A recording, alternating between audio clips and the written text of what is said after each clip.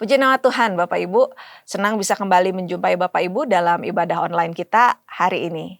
Dan saat ini, kalau Bapak Ibu perhatikan, kita sedang membahas satu rangkaian khotbah yang diambil dari nilai yang ada di GSJ Bethlehem ya, sejak Maret hingga April ini. Dan memang sempat diselang dengan ibadah Jumat Agung dan Paskah, tetapi kalau Bapak Ibu perhatikan setiap minggunya itu kita membahas satu nilai dari GSJ Bethlehem. Dan di GSJ Bethlehem kita ada 8 nilai ya Bapak Ibu ya. Dan untuk memudahkan saya membuat sedikit variasi sebagai semacam jembatan keledai gitu ya, yang akan memudahkan untuk kita bisa mengingat nilai GSJ Bethlehem. Dan kalau Bapak Ibu mau tahu juga bisa lihat di aplikasi GSJ Bethlehem yang Bapak Ibu bisa unduh di ponsel masing-masing. Nah, untuk sekedar mengingatkan, kita akan bersama-sama mengulang nilai-nilai yang ada di GSJ Bethlehem. Yang pertama, 1, menunjuk ke atas. God is above all. Ya Bapak Ibu ingat ya bahwa Allah itu adalah di atas segalanya. Lalu yang kedua, 2 ini juga bisa dibuat miring seperti ini, seperti huruf F, di mana family is priority. Keluarga itu adalah prioritas buat kita. Nah yang ketiga, ini seperti huruf W dan kalau dibalik seperti huruf M, ministry and work are reflection of our love. Ya, bagaimana pelayanan ministry dan work dan pekerjaan itu adalah merupakan satu refleksi dari kasih kita. Lalu yang keempat, ini seperti huruf Q gitu ya, ada tandanya, stripnya di sini. Nah, quality service ya, bagaimana kita bisa harus memberikan pelayanan yang berkualitas dalam kehidupan kita. Lalu 5, life is a journey. Dan yang keenam, life is better together. Yang ketujuh, be proud with what we have, banggalah dengan apa yang kita miliki. Dan yang ke-8, power is to serve.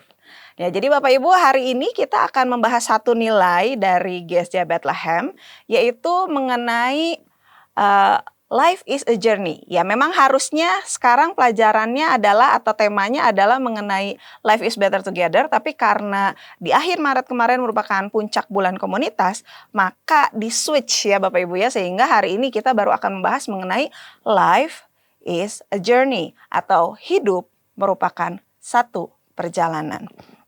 Baik, mari kita akan bersama-sama melihat bagaimana hidup kita itu adalah sebuah perjalanan ya Bapak Ibu ya. Dalam kehidupan kita pasti sering ada dalam perjalanan. Entah kita menuju satu tempat atau menuju rangkaian tempat. Kita bisa ada di dalam suatu perjalanan itu berulang kali ya. Tetapi kalau kita lihat pada kehidupan kita, maka kita akan menyadari bahwa seluruh kehidupan kita ini juga adalah sebuah rangkaian perjalanan Bapak Ibu. Kita adalah orang-orang yang melakukan perjalanan dari satu titik awal menuju kepada titik akhir. Ya. Nah, dalam hidup adalah satu perjalanan, ini merupakan satu gambaran yang luar biasa bagaimana kita dalam menjalaninya tentu harus selalu ada dalam jalur yang tepat. Seringkali digambarkan bahwa kalau kita ini punya satu tujuan, kita mau menuju satu tujuan tertentu, maka kita harus jelas kita mau menuju ke sana dengan menggunakan apa. Apakah menggunakan kendaraan, kalau jaraknya jauh tentunya, tapi kalau jaraknya dekat mungkin bisa jalan kaki atau mungkin juga bisa menggunakan sepeda misalnya gitu ya. Dan dalam perjalanan itu kita juga bisa memperhitungkan apakah kita harus berhenti dulu untuk beristirahat di tempat tertentu atau kita bisa berusaha untuk mencapai tujuan sebelum malam misalnya sehingga harus dikebut gitu ya. Nah, dalam perjalanan ini Bapak Ibu ada banyak hal yang memang harus kita pertimbangkan. Ada banyak hal yang harus kita persiapkan. Nah, dalam konteks di mana kita saat ini membahas kebenaran firman Tuhan mengenai hidup adalah satu perjalanan, saya akan melihat kepada beberapa ayat dari pembahasan kitab kita di kitab Efesus, yaitu kitab yang kita bahas dari sepanjang bulan Maret dan April ini, di mana kehidupan kita itu memang adalah merupakan satu perjalanan yang Mungkin tidak selalu mudah, tetapi tentunya kita akan menemukan bahwa ada pimpinan penyertaan Tuhan di sana. Nah, dalam kaitannya mengenai hidup ini adalah sebuah perjalanan, saya mau kita sama-sama melihat pada 3 buah poin ya Bapak Ibu ya, yang kita bisa belajar bersama-sama. Bahwa yang pertama, Tuhan adalah yang memulai. Jadi dalam hidup ini sebagai satu perjalanan, yang memiliki rencana awalnya itu Tuhan. Yang melibatkan kita untuk ada dalam perjalanan ini itu juga adalah Tuhan ya. Kita akan lihat sama-sama Efesus 1 ayat 3 sampai ayat yang keempat. Efesus 1 ayat 3 sampai 4. Terpujilah Allah dan Bapa dari Tuhan kita, Kristus Yesus, yang telah memberkati kita dalam Kristus dengan setiap berkat rohani di tempat surgawi. Sebab Ia memilih kita dalam Kristus sebelum permulaan dunia, supaya kita menjadi kudus dan tidak bercela di hadapannya. Dari ayat ini kita bisa melihat Bapak Ibu bahwa memang inisiasinya dari Tuhan, di mana Tuhan mau melibatkan kita ciptaannya untuk ada dalam sebuah perjalanan bersama dengan Dia. Dia sudah merencanakan perjalanan hidup kita bahkan sebelum kita ada gitu ya. Jadi kalau Tuhan sendiri yang sudah menginisiasikan itu, maka kita bisa melihat betapa campur tangannya pasti ada dalam kehidupan kita. Dari poin yang pertama ini, bagaimana Tuhan memulai, maka saya juga mau memberikan satu penekanan buat kita untuk poin ini, yaitu yang pertama adalah bahwa Tuhan yang memulai. Jadi jangan sampai kita akhirnya merasa bahwa oh ini kan hidup saya. Memang Tuhan memberikan kepada kita kehendak bebas. Itu satu hal yang kita sama-sama ketahui. Tetapi bukan berarti karena ini hidup saya terus kita bisa hidupi semau-maunya kita. Karena sebenarnya Tuhan udah punya rencana buat kita.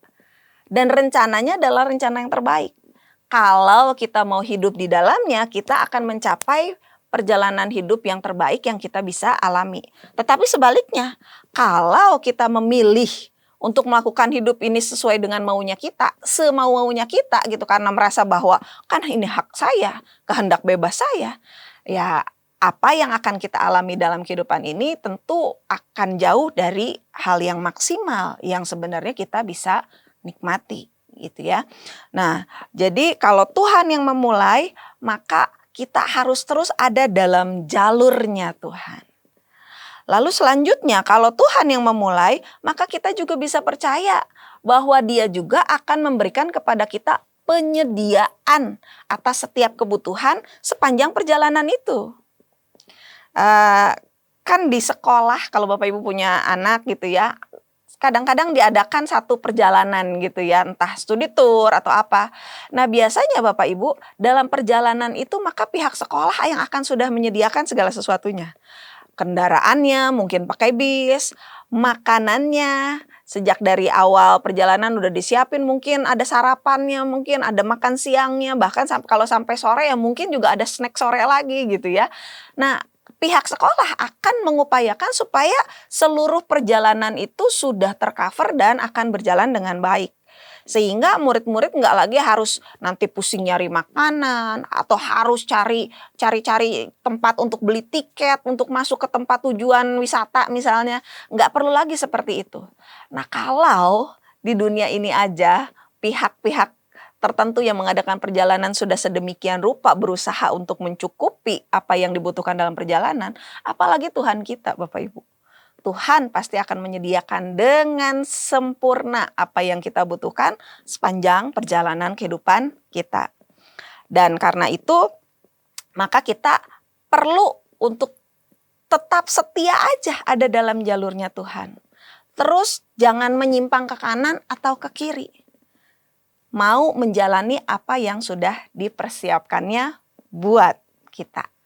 Ya, itu adalah poin penting yang harus kita perhatikan sementara kita menjalani kehidupan dalam perjalanan ini di mana Tuhan sendiri yang memulai. Nah, itu poin yang pertama Bapak Ibu. Dan kalau untuk kita lihat selanjutnya poin yang kedua, dalam perjalanan ini Bapak Ibu, Poin yang kedua, kita nih masih dalam proses. Selama kita masih bernafas, selama kita masih hidup, maka proses itu masih terus berjalan Bapak Ibu. Dan untuk itu kita harus bisa melewati setiap proses dengan baik gitu ya. Nah, kalau kita mau lihat sebagai satu contoh perjalanan ini sebagai satu proses, mungkin bisa diumpamakan seperti sebuah perjalanan seorang ayah dengan anaknya yang sedang mendaki gunung. Nah, namanya mendaki itu biasanya nggak mudah ya Bapak Ibu ya. Namanya perjalanan mendaki itu biasanya melelahkan. Dan kadang namanya sebagai anak yang ngikut papahnya untuk jalan naik gunung, biasanya anak tuh suka nggak sabar. Pah, masih jauh nggak? Pah, udah mau sampai belum? Gitu ya. Nah, dan seringkali karena terlalu pengen cepet sampai, terlalu fokus pada tujuan tapi nggak bisa melihat atau menikmati prosesnya, maka anak ini bisa jadi nggak bisa menikmati hal-hal yang ada di sekitarnya. Padahal mungkin dia bisa melihat ada bunga-bunga yang cantik di sepanjang jalan. Mungkin dia bisa melihat ada tupai yang berlarian yang memanjat ke pohon. Mungkin dia bisa melihat ada burung-burung yang sedang terbang dan bernyanyi riang. Nah, hal-hal itu bisa jadi terlewatkan, bisa jadi luput dari perhatian kalau anak ini terlalu pengen cepet sampai gitu. Dan bahkan pertanyaan-pertanyaan ini bisa jadi yang tadinya dijawab santai sama papanya, kalau terlalu sering ditanya, tiap 5 menit ditanya, "Pah, kapan sampai? Pah, masih jauh nggak?" Bisa jadi papanya ini juga akan jadi kesel, bener nggak Bapak Ibu? Bisa jadi papanya ini malahan pada akhirnya akan ngerasa terganggu gitu. Dan mungkin bisa jadi agak emosi juga gitu ya kalau terus dikit-dikit ditanya. Nah, dalam proses kehidupan, kita pun sebenarnya bisa menikmati setiap proses yang terjadi. Mau kita mungkin harus diperhadapkan pada kondisi hujan misalnya, ya kita tetap bisa menikmati sebenarnya proses itu. Bahwa wah kalau hujan artinya saya harus pakai payung, oh kalau hujan saya harus pakai jas hujan. Ya nggak bisa kita terus berharap bahwa perjalanan kehidupan kita akan selalu baik-baik aja, nggak pernah ada masalah, nggak mungkin ya Bapak Ibu ya. Pasti ada yang namanya tantangan dan rintangan. Seperti kita lihat di Efesus 2 ayat 10 katakan, kita ini buatan Allah diciptakan dalam Yesus Kristus untuk melakukan pekerjaan baik yang dipersiapkan Allah sebelumnya, supaya kita bisa hidup di dalamnya.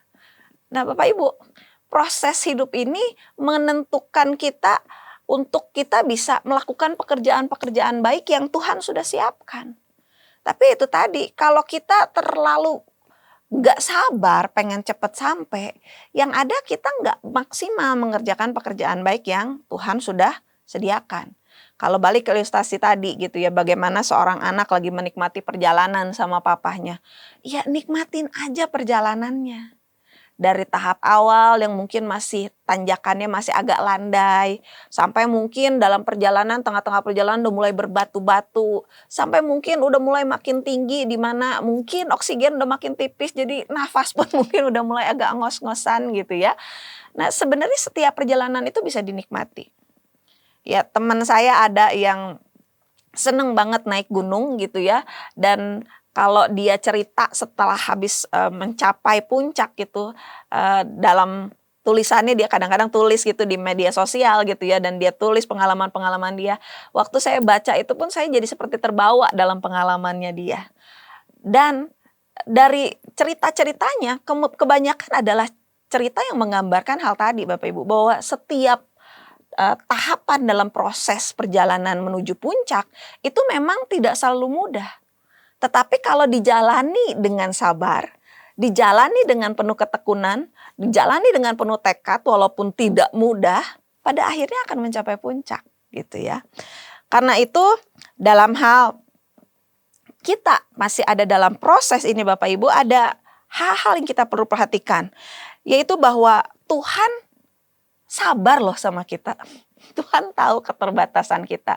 Sehingga dalam setiap proses dia sebenarnya sudah menyediakan satu masa yang cukup buat kita. Setiap kita punya proses yang berbeda-beda satu dengan yang lain. Dan dalam setiap prosesnya itu disediakan Tuhan tuh pas dengan kebutuhan kita masing-masing. Jadi mungkin kalau diumpamakan saya dengan tadi yang saya bilang teman saya yang suka naik gunung, kalau dia naik gunung mungkin dalam jangka waktu 3 jam dia udah sampai ke puncak. Saya mungkin harus perlu 5 jam untuk sampai ke puncak. Nah, Tuhan tuh tahu batasan itu Bapak Ibu.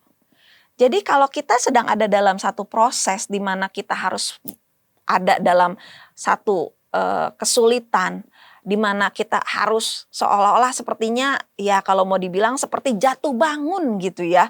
Kok tantangan lagi, rintangan lagi gitu. Nah, itu adalah satu hal yang memang diizinkan Tuhan terjadi. Dan kita tidak pada tempatnya kalau kita harus memburu-buru gitu. Apalagi kalau kita merasa bahwa, oh Tuhan proses saya kok kayaknya susah, orang lain kok enggak gitu ya. Nah, membanding-bandingkan itu adalah merupakan satu hal yang akan merampas sukacita kita sendiri Bapak Ibu. Nah, karena itu kita mesti sadar bahwa Allah sabar sama kita.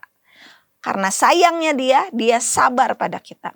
Dan karena dia sabar pada kita, maka mari kita pun sabar sama diri kita sendiri Bapak Ibu. Kalau kita sedang menjalani satu proses yang sulit, yang kita kayaknya kok masih belum berhasil, masih gagal lagi. Kalau diumpamakan seperti anak yang sedang ulangan, mungkin masih remet lagi gitu ya.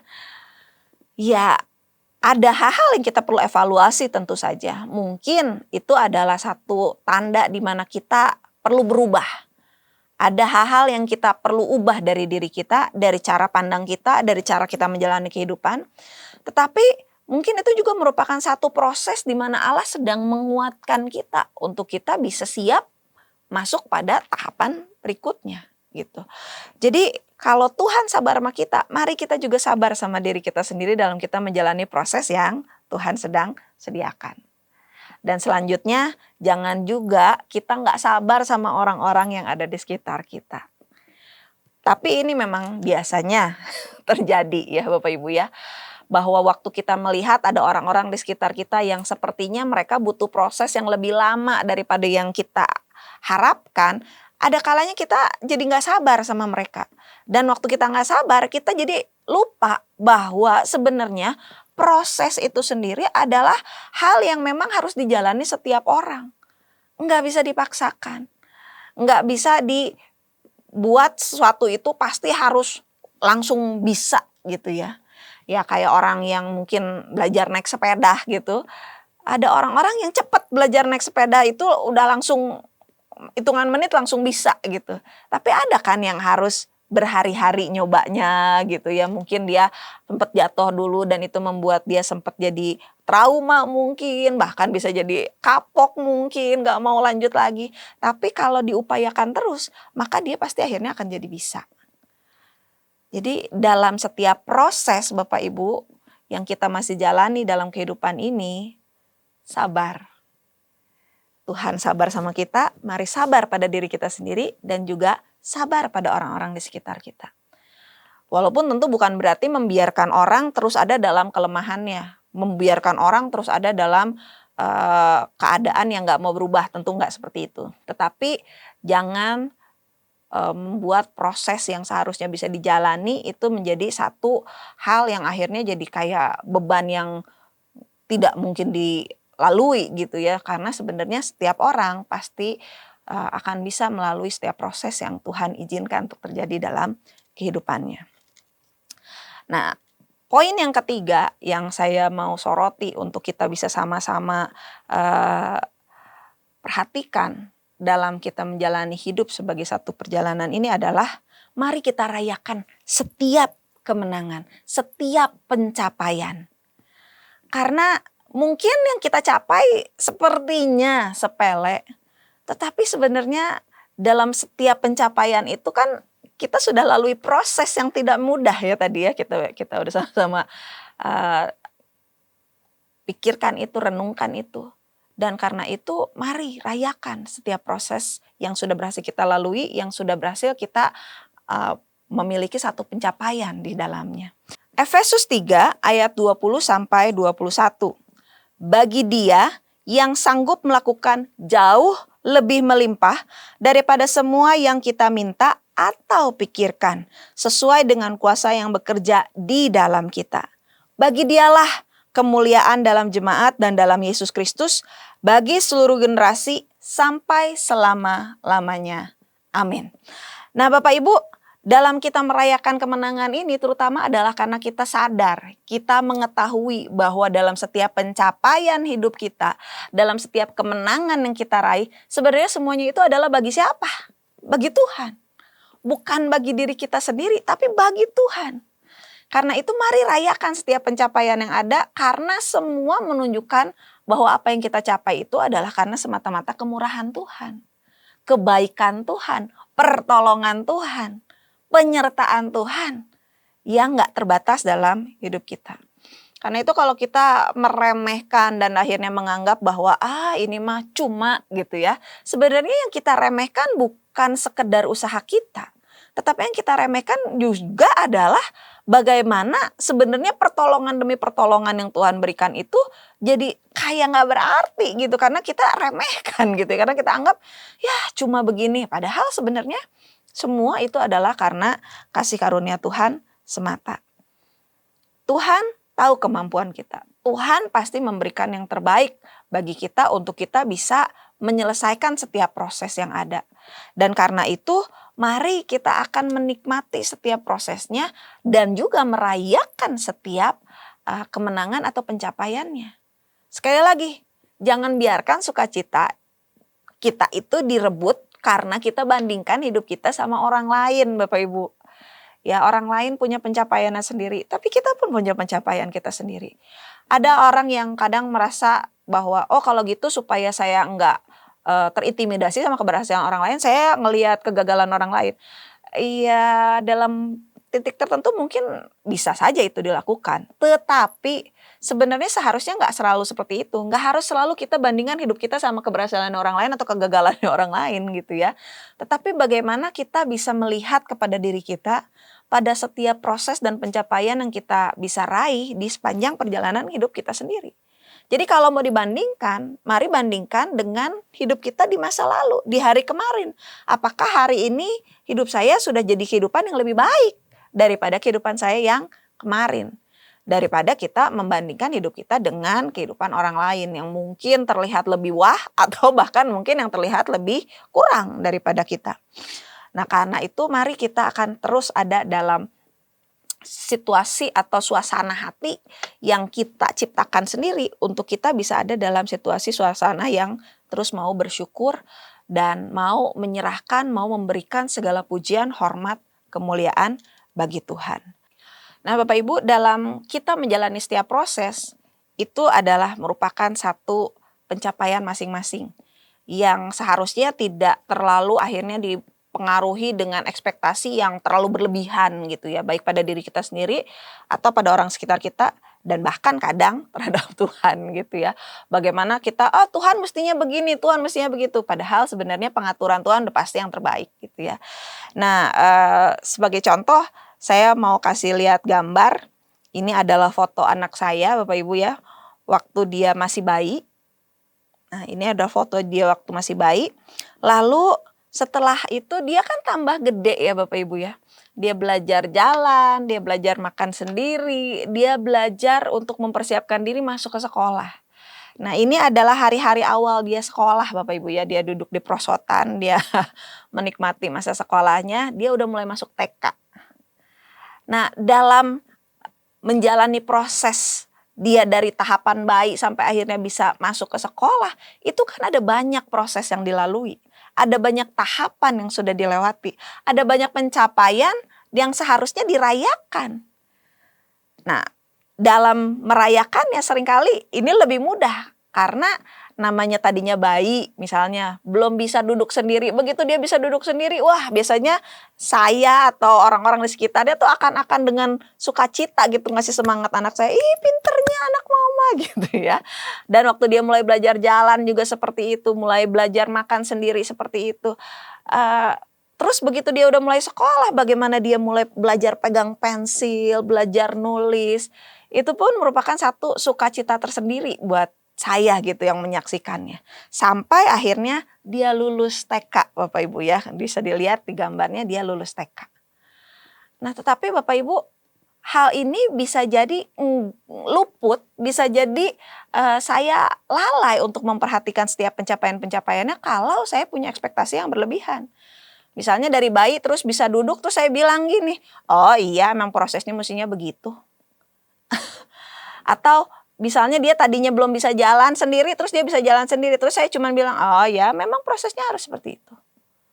Nah, kalau hidup anak saya dipenuhi dengan sikap saya yang seperti itu, yang tidak bisa merayakan keberhasilannya dia, yang bahkan menganggap pencapaiannya dia sebagai hal yang biasa aja. Gimana sedihnya anak saya ya Bapak Ibu ya. Dan gimana hampanya hidup saya juga sebagai seorang ibu gitu. Nah, saya harap melalui ilustrasi ini kita sama-sama bisa melihat bahwa hidup yang adalah perjalanan ini adalah satu proses yang memang tidak mudah, tetapi harusnya bisa dinikmati, yang harusnya bisa disyukuri, yang harusnya bisa membawa kita pada satu kesadaran bahwa Allah kita adalah Allah yang hadir bersama-sama dengan kita, menolong kita, memimpin kita, dan akan selalu ada bersama-sama dengan kita dalam hidup ini untuk menolong kita mencapai yang terbaik yang kita bisa lakukan sampai akhirnya perjalanan hidup kita nanti akan mencapai pada satu titik akhir di dunia dan untuk kemudian lanjut pada masa kekekalan bersama dengan Tuhan di surga mulia. Nah, karena itu mari kita akan sama-sama melihat kepada hidup kita, jangan lagi dipenuhi dengan membanding-bandingkan, jangan lagi dipenuhi dengan keluhan, jangan lagi diisi-isi dengan hal-hal yang kekhawatiran, dengan hal-hal yang akhirnya membuat kita meragukan kuasa Tuhan. Tetapi mari kita akan melihat bahwa hidup dalam satu perjalanan ini, sebagaimana dikatakan dalam Galatia 6 ayat 9-10, demikian firman Tuhan, janganlah kita jemu-jemu berbuat baik. Karena apabila sudah datang waktunya kita akan menuai jika kita tidak menjadi lemah. Karena itu selama masih ada kesempatan bagi kita, marilah kita berbuat baik kepada semua orang, tetapi terutama kepada kawan-kawan kita seiman. Nah, ayat ini saya mau kita sama-sama renungkan sebagai satu hal yang akan mendorong kita untuk menjalani kehidupan yang adalah perjalanan ini dengan kesadaran penuh akan Allah kita yang memulai perjalanan ini, yang melibatkan kita, yang pasti menyediakan apapun yang kita butuhkan. Dan bagaimana dalam prosesnya kita harus sabar. Kalau Tuhan sabar sama kita, kita juga sabar sama diri kita sendiri, dan kita juga sabar pada orang-orang lain yang Tuhan tempatkan di sekitar kita. Dan mari kita belajar untuk merayakan setiap pencapaian, setiap keberhasilan. Sehingga pada akhirnya nama Tuhan yang akan dipermuliakan. Demikian yang saya bisa sampaikan. Mari kita akan sama-sama renungkan apa yang kita sudah dengar dari kebenaran firman Tuhan ini. Untuk sama-sama kita mau ambil komitmen Bapak Ibu. Bagaimana kita mau menjalani kehidupan yang adalah perjalanan ini dengan sebaik-baiknya. Mari saya undang kita bersama-sama berdoa. Haleluya Yesus, haleluya. Bapak Surgawi, kami datang kepadamu Tuhan. Kami mengucap syukur, berterima kasih. Karena firman-Mu sudah bicara buat kami. Kami mensyukuri Tuhan setiap perjalanan yang Tuhan sudah bawa kami sampai pada hari ini. Kami kembali disadarkan bahwa dalam perjalanan ini Engkau yang menginisiasinya Tuhan. Engkau yang membawa kami, Engkau yang menuntun kami, Engkau yang memimpin kami. Dan karena itu kami juga bisa selalu percaya bahwa Engkau pasti akan terus menyediakan yang terbaik yang kami butuhkan dalam perjalanan ini. Sehingga kami nggak akan pernah kekurangan. Dan kami juga mau Tuhan Engkau terus mengingatkan kami, Engkau terus membawa kami pada satu kesadaran bahwa proses yang kami masing-masing harus jalani memang seringkali nggak mudah. Tetapi ada Tuhan dalam setiap proses yang kami lalui ini. Tangan Tuhan terus memegang kami, bahkan Engkau menggendong kami. Karena itu Tuhan dalam setiap prosesnya ajar kami untuk bisa nikmati bersama-sama dengan Tuhan. Untuk kami akan bisa melihat pada hal-hal yang mungkin terlihat sepele, mungkin terlihat kecil, tetapi sebenarnya bisa menunjukkan kepada kami betapa kasih dan kuasa-Mu itu gak terbatas di hidup kami. Dan karena itu tolong kami untuk bisa terus merayakan setiap pencapaian, setiap keberhasilan, setiap kemenangan yang kami bisa lalui Tuhan, bersama-sama dengan Tuhan. Bapak, teruslah ada dalam hidup kami, teruslah pimpin kami, terus arahkan kami sesuai dengan apa yang Kau mau. Ini hidup kami Tuhan, dan kami mau Tuhan untuk menjalani kehidupan yang merupakan perjalanan ini bersama-sama dengan Engkau senantiasa, sampai pada akhir di mana Engkau akan panggil kami pulang ke rumah Bapa di surga. Terima kasih Tuhan. Di dalam nama Yesus, kami berdoa dan mengucap syukur. Haleluya. Amin.